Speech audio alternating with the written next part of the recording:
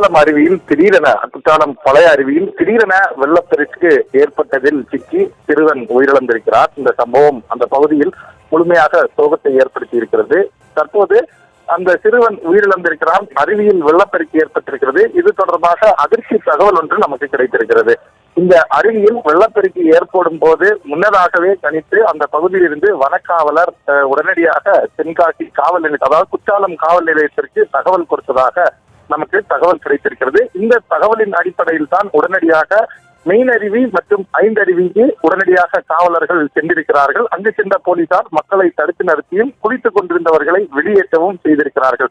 1:55க்கு தகவல் கிடைத்து உடனடியாக 2 மணி 2:10 உள்ளிட்ட நேரங்களில் சென்று 2 அருவிகளை, அதாவது ஐந்தருவி மற்றும் மெயின் அருவியில் இருந்த மக்களை வெளியேற்றி இருக்கிறார்கள். ஆனால் இதே போலவே எச்சரிக்கையும் 3 அருவிகளுக்கும் கொடுக்கப்பட்டிருக்கிறது. பழைய அருவியில் யாருமே சென்று இந்த எச்சரிக்கையை விடுக்காததுதான் தற்போது சிறுவன் அஸ்வினின் இழப்பு ஏற்பட்டிருப்பதாக தகவல் கிடைத்திருக்கிறது. குறிப்பாக வனக்காவலர் நேரடியாக குற்றாலம் காவல் நிலையத்தில் இருந்த அதிகாரி போலீசுக்கு தகவல் கொடுத்திருக்கிறார். 1:55க்கு இந்த தகவலை அவர் கொடுத்திருக்கிறார்.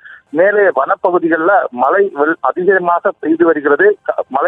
மழையின் காரணமாக அருவியில் வெள்ளப்பெருக்கு ஏற்பட வாய்ப்பு இருக்கிறதாக சொல்லியிருக்கிறார். குறிப்பாக வெள்ளப்பெருக்கும் காட்டாறு வெள்ளம் போல வெள்ளம் வருவதற்கு வாய்ப்பு இருக்கிறது. பொதுமக்களை உள்ளே செல்வதற்கு அனுமதிக்க வேண்டாம் என்று எச்சரிக்கையை அவர் வனக்காவலர் தெரிவித்திருக்கிறார். இந்த எச்சரிக்கையின் அடுத்துதான் ஐந்தருவி மற்றும் மெயின் அருவியில் மக்கள் வெளியேற்றப்பட்டிருக்கிறார்கள். ஆனால் பழைய அருவியில் வெளியேற்றாமல் இருந்ததுதான் தற்போது இந்த விபத்தில் சிக்கி தற்போது ஒரு சிறுவனுடைய உயிர் பிரிந்திருக்கிறது. சிறுவன் முன்னதாகவே வனக்காவலரின் எச்சரிக்கை இங்கும் அங்கிருந்த காவல்துறையினர் நேரடியாக வந்து மக்களை உள்ளே அனுமதிக்காமல் இருந்திருந்தால் சுற்றுலா பயணிகள் உள்ளே சென்றிருக்க மாட்டார்கள்.